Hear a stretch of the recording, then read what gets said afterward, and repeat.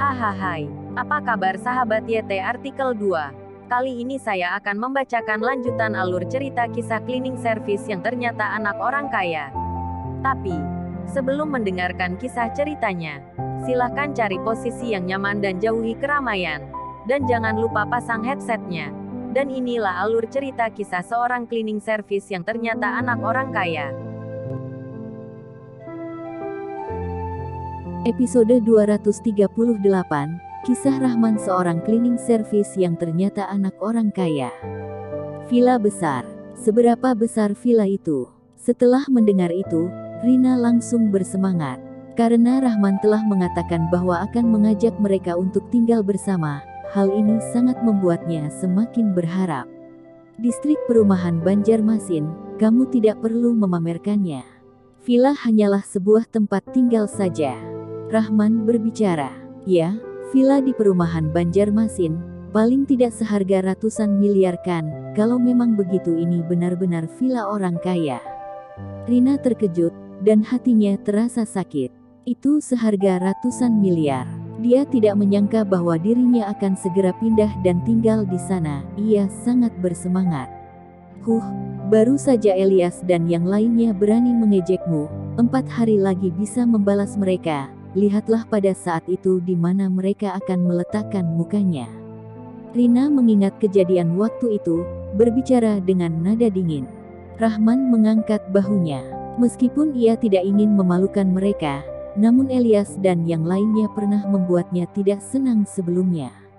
Setelah kembali dari sarapan pagi, Luna pergi bekerja di bawah perlindungan 4 pengawal.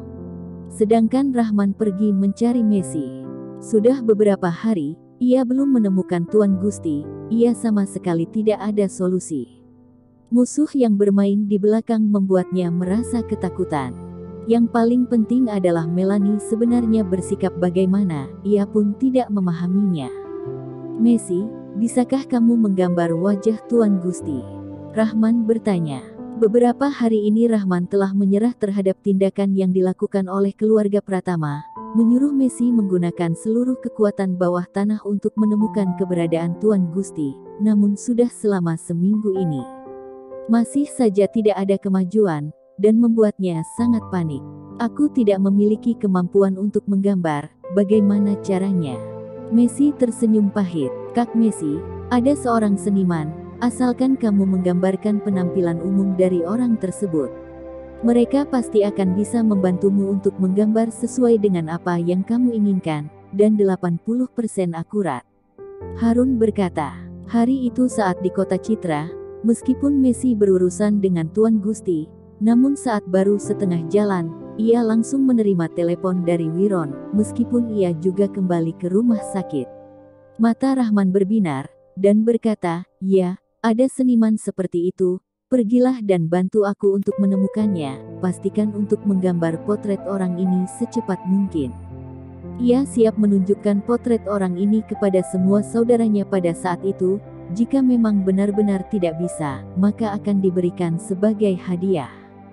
Selama pihak lain masih berada di kota Yuzoda, pasti bisa menemukannya. Kecuali dirinya telah merubah wajahnya.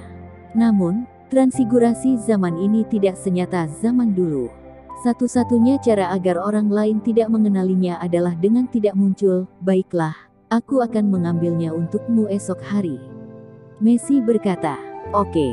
Rahman menganggukkan kepalanya, dan meninggalkan klub Martis. Pada sore hari berikutnya, Messi akhirnya telah berhasil menemukan sebuah seniman sesuai dengan kata-kata Rahman, menggambarkan potret Tuan Gusti. Setelah Rahman mendapatkan gambarnya, ia melihat sambil bertanya, menurutmu berapa persen kemiripannya? Messi berkata, aku berpikir kira-kira ada sekitar 70%.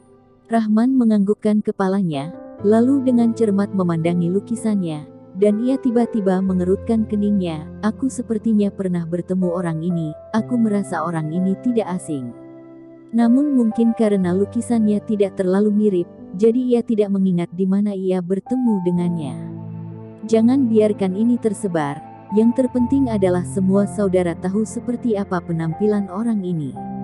Menyuruh mereka untuk segera menemukannya, dan juga biarkan mereka untuk memperhatikan di klub-klub besar. Rahman berkata.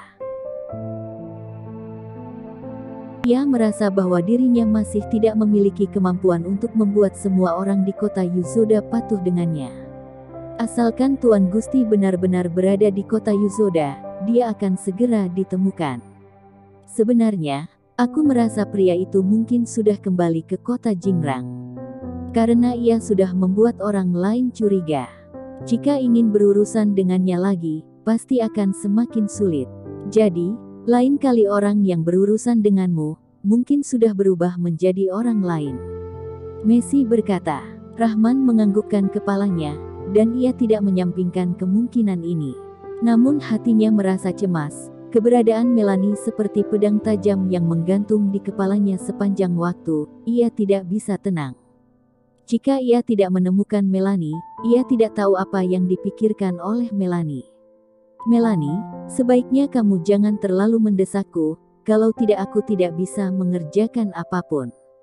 Rahman berpikir dalam hatinya, ia belum menemukan Melanie untuk membalas dendam. Tidak disangka bahwa Melanie telah mulai merepotkannya, dan mengganggu hati dan perasaannya. Sekarang sudah ada Rian yang mengantar jemput Agnes, Rahman setiap pagi merasa sangat santai.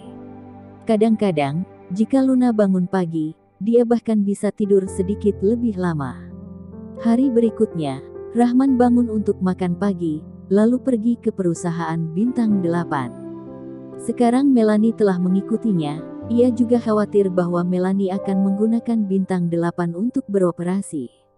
Meskipun ia mengerjakannya dengan sangat hati-hati dan tertutup, Albuchori juga berjanji akan membantunya untuk menjaga rahasia, namun dalam hatinya ia masih merasa khawatir.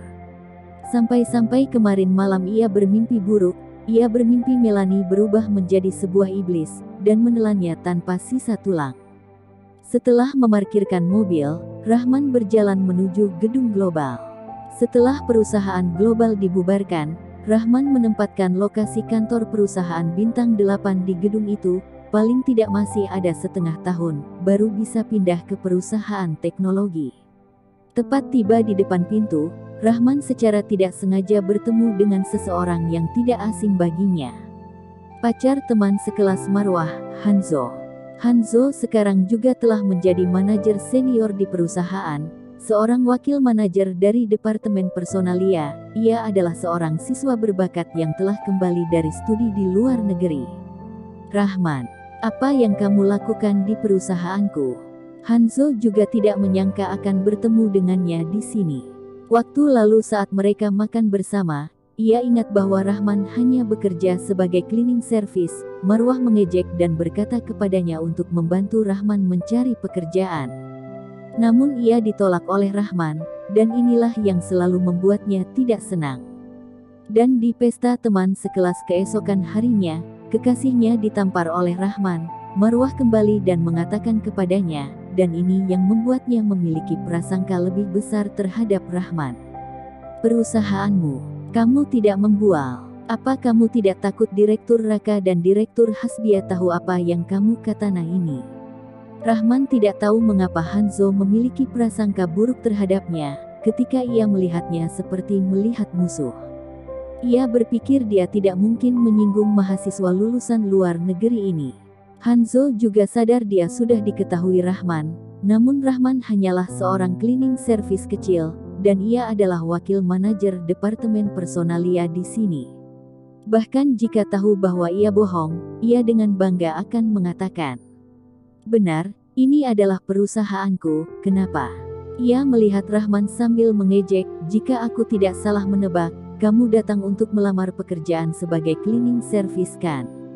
Rahman, bukan maksudku untuk menargetkanmu dengan sengaja, namun kamu membuatku agak tidak senang hati hari ini, jadi kamu pasti tidak diterima untuk kerja di sini, kamu sebaiknya pulang saja. Wajah Rahman mengejek, dan berkata dengan bercanda, "Maaf, mungkin aku akan membuatmu kecewa. Aku datang bukan untuk melamar pekerjaan, melainkan untuk bertemu dengan Direktur Raka untuk mengobrol." Bersambung.